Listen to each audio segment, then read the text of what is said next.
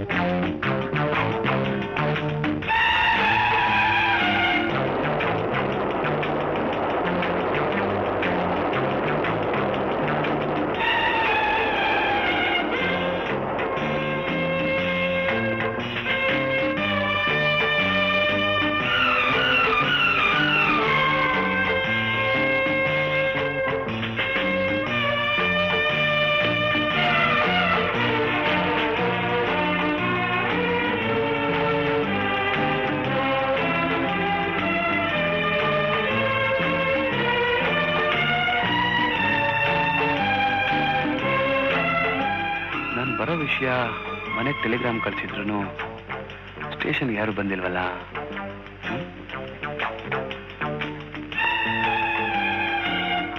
Sir, Krishnagiri ಎಸ್ಟೇಟ್ಗೆ ಹೋಗೋದಕ್ಕೆ ಇಲ್ಲಿ ಯಾವ್ದಾದ್ರು ವೆಹಿಕಲ್ ಸಿಗುತ್ತಾ? ಕೃಷ್ಣಗಿರಿ ಎಸ್ಟೇಟ್ಗ? ಹಾ.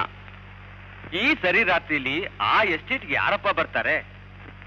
ದಾರಿ ಸಿಕ್ಕೋ ಕಾಡಿನಲ್ಲಿ ಇತ್ತೀಚೆಗೆ ಮೋಹಿನಿ ಕಾಟ ಹೆಚ್ಚಾಗಿದೆ ಅಂತ ಜನ ಹೇಳ್ತಿದ್ದಾರೆ. ಈ 20ನೇ ಶತಮಾನದಲ್ಲೂ ಮೋಹಿನಿ ಕಾಟ ಅಂದ್ರೆ ನೀವು ನಂಬ್ತಿರಲ್ಲ. ನೋಡಪ್ಪ, ಹುಡುಗ್ ಬುದ್ಧಿಲಿ ಹುಡುಗಾಟ ಆಡಿ ಅನಾಹುತ ಮಾಡ್ಕೋಬೇಡ. ಮೋಹಿನಿನ ಕಣ್ಣಾರೆ ಕಂಡಿರೋ ಜನ ಇದ್ದಾರೆ. ನನ್ ಮಾತು ಕೇಳಪ್ಪ, ಈ ರಾತ್ರಿ ವೇಟಿಂಗ್ ರೂಮ್ ನಲ್ಲಿ ಮಲಗಿದ್ದು ಬೆಳಗ್ಗೆ ಎದ್ದು ಹೋಗು.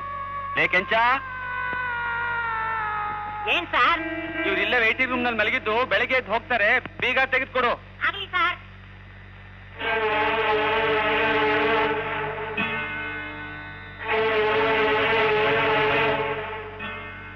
ನಡಿ ಸ್ವಾಮಿ, ಒತ್ತಾಯ್ತು. ಬೇಡ, ಬೆಳೆದಿಂಗ್ಳು ಚೆನ್ನಾಗಿದೆ, ಕಾಲ್ದಾರಿಯಲ್ಲಿ ಹಾಗೆ ನಡ್ಕೊಂಡು ಹೊರಟೋಗ್ತೀನಿ. ಸ್ವಾಮಿಯವ್, ಹೊಸಿ ನನ್ನ ಮಾತು ತಕೊಳ್ಳಿ. ಬೆಳೆದಿಂಗಳಾಗಿ ಮೋಹಿನಿ ಕಾಟ ಜಾಸ್ತಿ. ಅದ್ರಾಗು ನಿಮ್ಮಂತ ಕಟ್ಮಸ್ತ ಆಗಿರೋ ಹುಡುಗರು ಸಿಕ್ಬಿಟ್ರೆ ಮೋಹಿನಿಗೆ ಲಡ್ಡು ಸಿಕ್ಕಂಗೆ ಪಕ್ಕಕ್ಕೆ ಬರ್ತದೆ. ಮಾಡ್ಬೇಕಾದೆಲ್ಲ ಮಾಡ್ಬಿಟ್ಟು ಆಮ್ಯಾಕಿಂದ ಹಳ್ಳಕ್ಕೆ ತಳ್ಳಿಬಿಟ್ಟು ಉಂಟಾಯ್ತಾನೆ. ಬೇಡಪ್ಪ, ನಾನು ಹೊಂಟಾಯ್ತೀನಿ.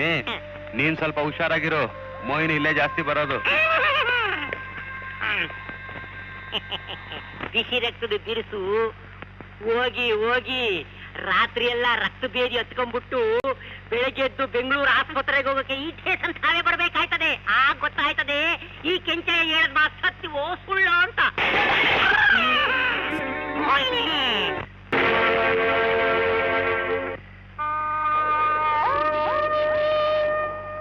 ಈ ಸರಿ ರಾತ್ರಿಲಿ ಆ ಎಸ್ಟೇಟ್ಗೆ ಯಾರಪ್ಪ ಬರ್ತಾರೆ? ದಾರಿ ಸಿಕ್ಕೋ ಕಾಡಿನಲ್ಲಿ ಇತ್ತೀಚೆಗೆ ಮೋಹಿನಿ ಕಾಟ ಹೆಚ್ಚಾಗಿದೆ ಅಂತ ಜನ ಹೇಳ್ತಿದ್ದಾರೆ.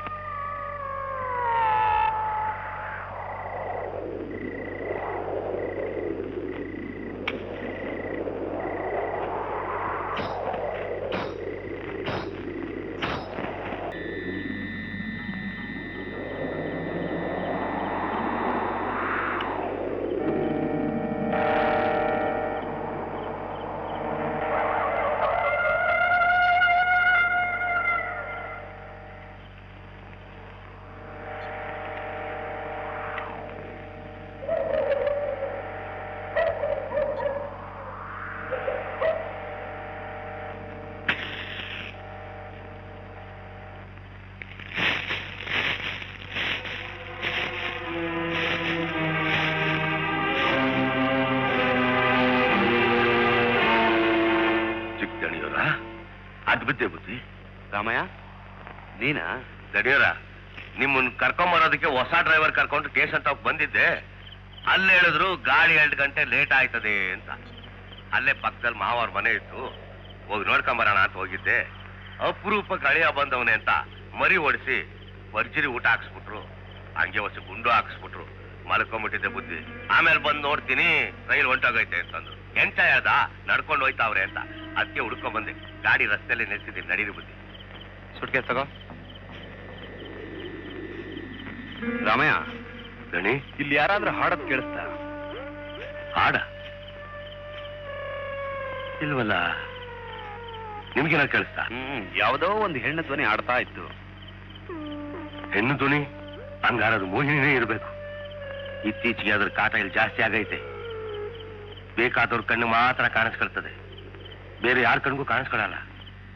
ಈ ವಿಷಯ ಇಷ್ಟೊತ್ತಲ್ಲಿ ಇಲ್ಲಿ ಮಾತಾಡೋದು ಸರಿಯಲ್ಲ ದಣಿ. ನಡೀರಿ ನಡೀರಿ.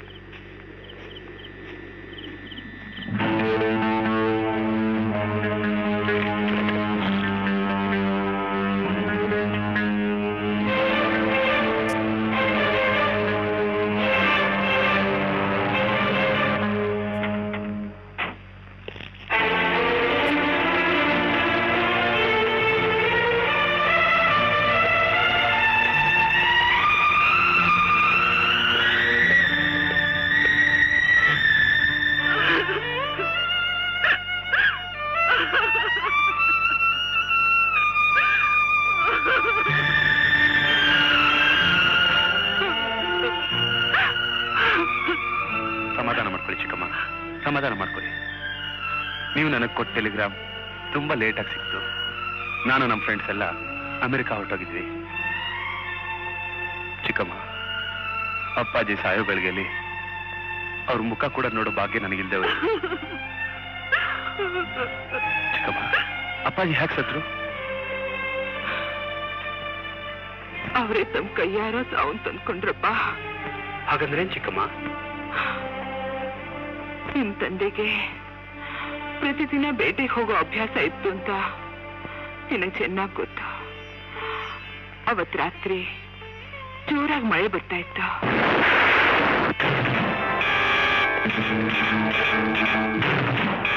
ಏನಂದ್ರೆ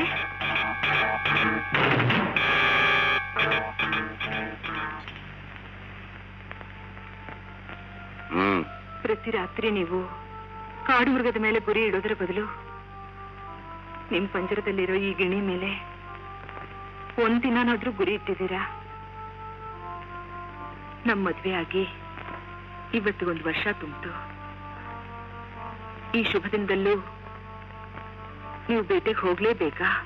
ಲಲಿತಾ, ನಾನು ಪ್ರತಿದಿನ ಬೇಟೆಗೆ ಹೋಗದೆ ಹೋದ್ರೆ ನಾನು ನಾನಾಗಿರಲ್ಲ ಅಂತ ನಿನಗೆ ಚೆನ್ನಾಗಿ ಗೊತ್ತು. ನನ್ನ ಮನಸ್ತೃಪ್ತಿಗೆ ಅಡ್ಡ ಬರಬೇಡ.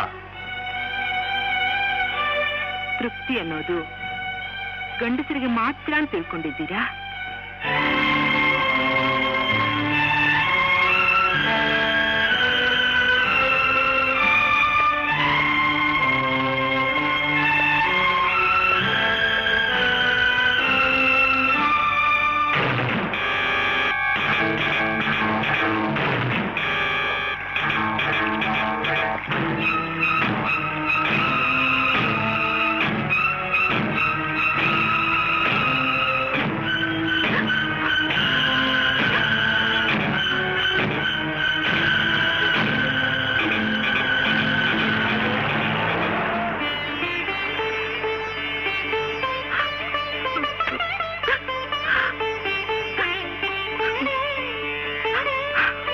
ಅವತ್ತೇ ಕೊನೆ ನಾನು ಅವ್ರ ಮುಖ ನೋಡಿದ್ದು. ಅವ್ರ ಹೋದ್ ಜೀಪು ಮರಕ್ ದಿಕ್ಕಿ ಹೊಡೆದು ಆ ದೇವ್ರ ನನ್ ಮಾಂಗಲ್ಯನೇ ಕಿತ್ಕೊಂಡ್ಬಿಟ್ಟ. ಅವ್ರು ಉಳಿಸ್ಕೊಳ್ಳೋ ಪುಣ್ಯ ನಮ್ಮ ಮನೇಲಿ ಬರ್ದಿಲ್ಲ ಚಿಕ್ಕಮ್ಮ. ಆಗಿದ್ದಾಯ್ತು, ಹೋಗಿ ಮಲ್ಕೊಳ್ಳಿ. For more updates, like, comment, subscribe to our channel.